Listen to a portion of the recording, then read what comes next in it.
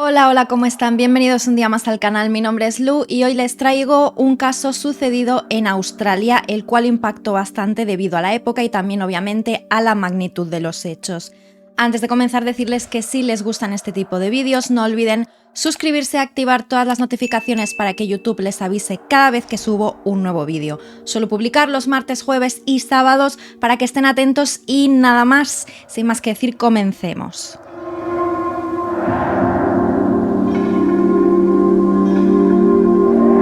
Tracy Wigginton nació el 4 de agosto de 1965 en Australia y pasó su infancia en Rockhampton, Queensland, bajo la sombra de varios problemas familiares que marcarían su vida.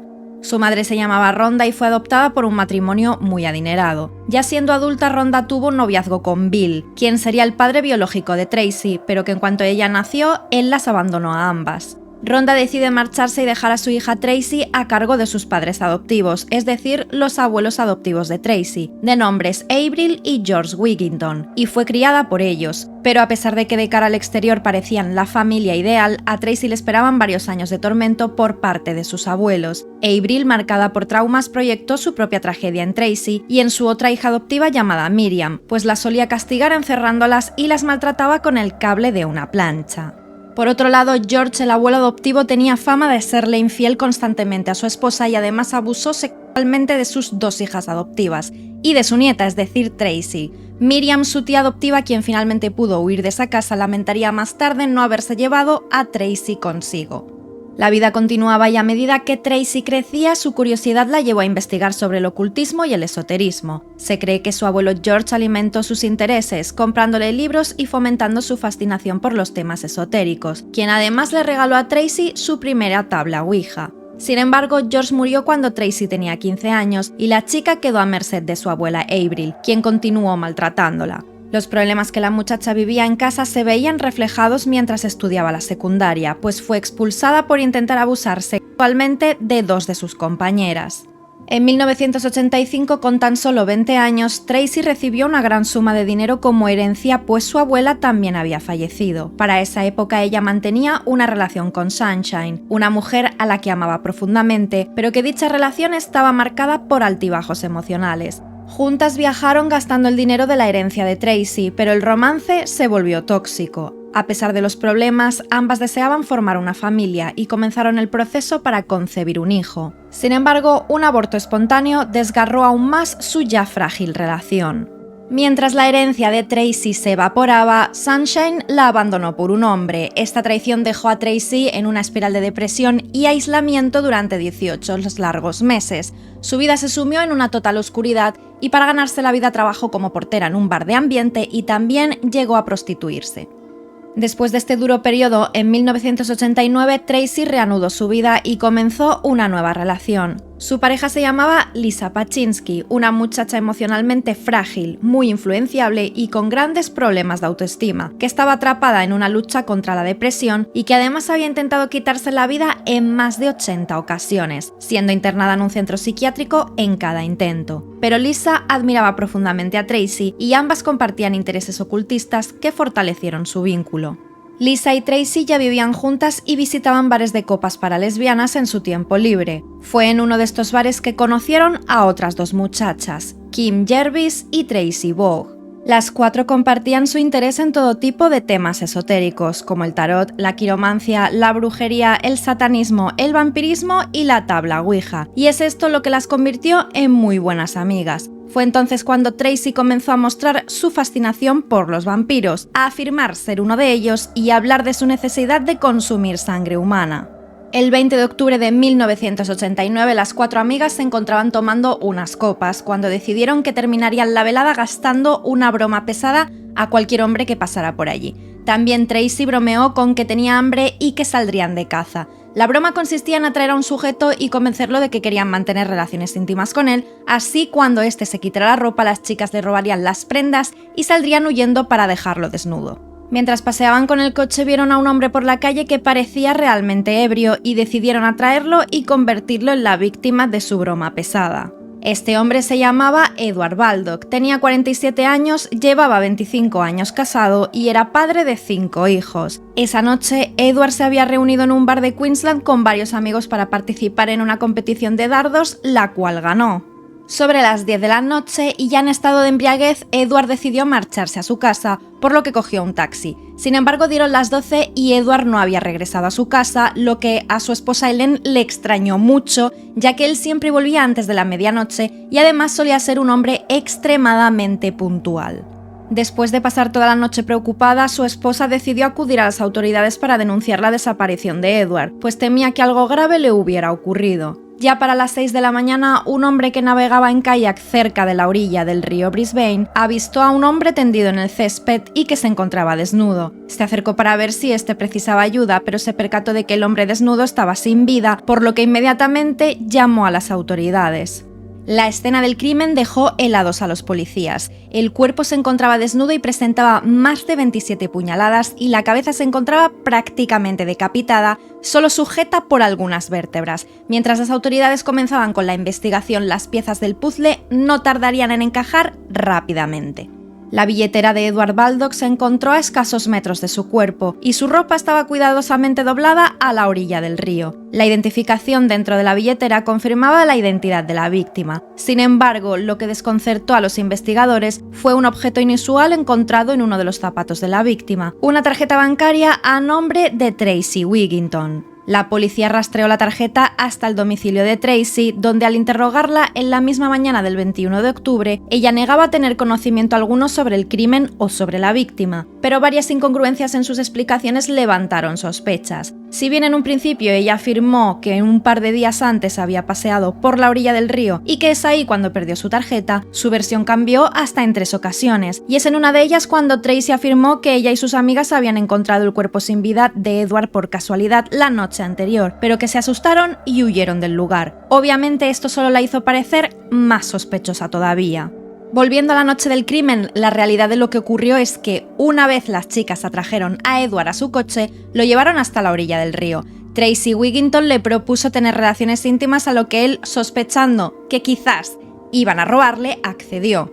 Tracy y Edward salieron del coche y caminaron hacia la orilla del río, mientras que Lisa, Kim y Tracy Bogg se quedaron en el interior del vehículo. Ella le ordenó al hombre que se desnudara, y ella también comenzó a desnudarse, pero a los pocos segundos le dijo que esperara, que había olvidado una cosa en el coche y que enseguida volvía. Es en este momento cuando Edward, temeroso de que le robaran, aprovechó para lanzar su billetera a unos cuantos metros de donde estaban, la cual quedó bajo el toldo de una caseta para kayaks que se encontraba cerca. Mientras, Tracy había ido a buscar a su novia Lisa al coche para decirle que le ayudara a asesinar al hombre, que ella sola no podía con él porque se veía bastante robusto, y a su vez cogió una navaja de mariposa que tenía guardada en el coche. Y Lisa también cogió su navaja, que era idéntica. Sin embargo, habían algo de lo que Tracy Wigginton no se había percatado, y es que mientras ella se desnudaba, su tarjeta bancaria había caído al césped. Cuando Tracy y Lisa volvieron a donde estaba Edward, Tracy vio la tarjeta, pero pensando que en realidad era de Edward y que se le habría caído mientras este se desnudaba, la recogió y la dejó en el interior de su zapato izquierdo, obviamente sin ser consciente de que la tarjeta era suya y de que eso sería lo que la delataría como la asesina de Edward Baldock.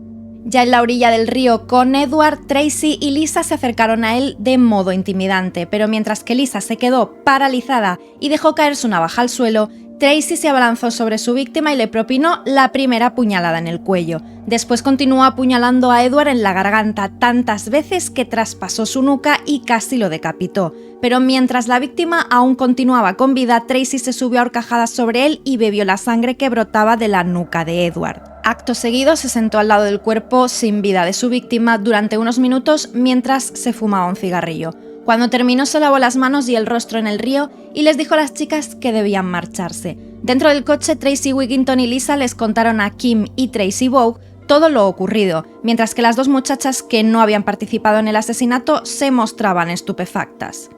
Durante el trayecto, un coche de policía las paró, pero solo se cercioraron de que no estuvieran borrachas y las dejaron continuar su trayecto, aunque las autoridades tomaron nota del modelo del vehículo, la matrícula y de la hora en que las habían parado, lo que más tarde serviría para ubicar a Tracy y sus amigas muy cercanas al lugar y la hora del crimen durante esa noche. Al llegar a casa, Tracy se dio cuenta de que había perdido su tarjeta bancaria. Inmediatamente regresó junto con Lisa a la orilla del río, pero no lograron encontrar nada pues estaba muy oscuro. Después de estar toda la noche sin dormir y sospechando que había perdido la tarjeta en el lugar del crimen, al amanecer Tracy de nuevo se acercó con su coche a la orilla del río. Pero para esos entonces ya había un gran despliegue policial examinando la escena, por lo que decidió dar media vuelta. Volviendo a la mañana siguiente, cuando Tracy ya está siendo interrogada, es Lisa la que decide presentarse voluntariamente ante las autoridades y confesar todos los detalles en torno al asesinato de Edward Baldock, pues era consciente que más tarde o más temprano ella también sería interrogada. Pocas horas más tarde, Kim Jervis y Tracy Vogue fueron detenidas y acusadas de cómplices en el asesinato contra Edward Baldock. Durante los interrogatorios, las tres muchachas estaban muy nerviosas, pero todas colaboraron en la investigación, dando sus versiones de los hechos e inculpando a Tracy Wigginton de ser la autora intelectual y material del crimen.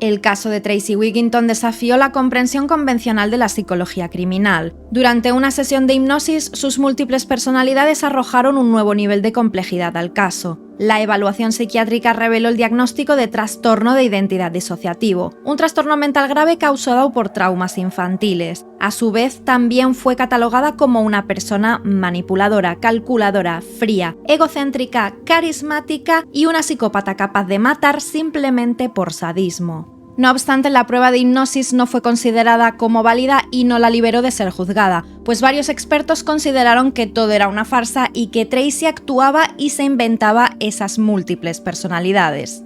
Tracy Wigginton optó por declararse culpable del asesinato de Edward Baldock, por lo que no hubo un juicio como tal y en enero de 1991 fue condenada a cadena perpetua sin posibilidad de libertad condicional durante los primeros 13 años en prisión. No obstante, en todo momento Tracy negó haber bebido la sangre de su víctima o haberle dicho a sus amigas que ella era un vampiro. En esas mismas fechas, Lisa Pachinski, Kim Jervis y Tracy Vogue se declararon inocentes de todos los cargos y afirmaron que la autora del crimen, en su totalidad, había sido Tracy Wigginton. Este juicio fue muy mediático en Australia y apodado como el caso de las vampiras lesbianas asesinas, donde aparecían casi a diario en las portadas de los periódicos. Lisa Pachinski contaba con un amplio historial clínico debido a sus múltiples ingresos en centros psiquiátricos y sus más de 80 intentos de suicidio, pero igualmente fue encontrada culpable de homicidio involuntario y condenada a 18 años de prisión que más tarde se redujeron a 12. Kim Jervis, por su parte, demostró una gran admiración por Tracy Wigginton y a su vez ella también había comprado una navaja de mariposa idéntica a la de Tracy. En su domicilio se encontró una lápida colgada en la pared de su habitación que había robado de un cementerio y se concluyó que sentía algún tipo de fascinación con la muerte. Kim Jervis fue acusada de homicidio involuntario y también fue condenada a otros 18 años de prisión que más tarde se redujeron a 12. La decisión del jurado de acusarla de homicidio involuntario en lugar de asesinato reflejó su papel en el crimen, que estaba más relacionado con la coacción y el miedo que con la participación activa en el acto.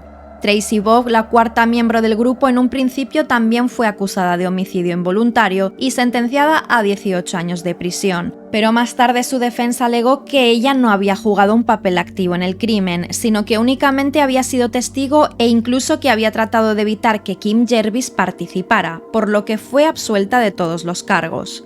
Durante su estancia en prisión, Tracy Wigginton fue una reclusa bastante conflictiva, pues en 2006 fue acusada de agredir a un guardia y a una compañera.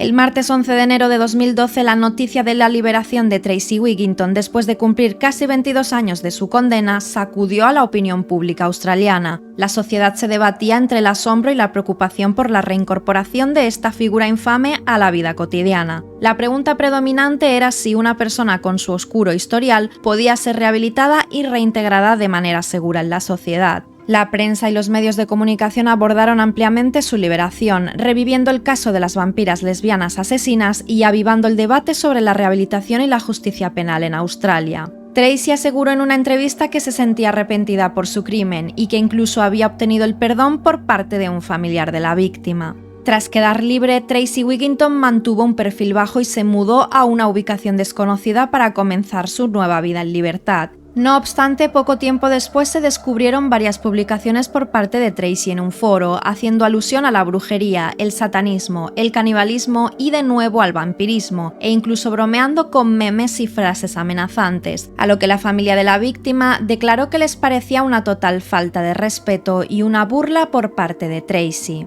Parte de su condena incluye la prohibición total de ponerse en contacto con familiares de la víctima y con las que fueron sus amigas, Lisa, Kim y Tracy Vogue, así como tampoco puede obtener ningún tipo de beneficio económico vendiendo su historia a medios de comunicación o escritores.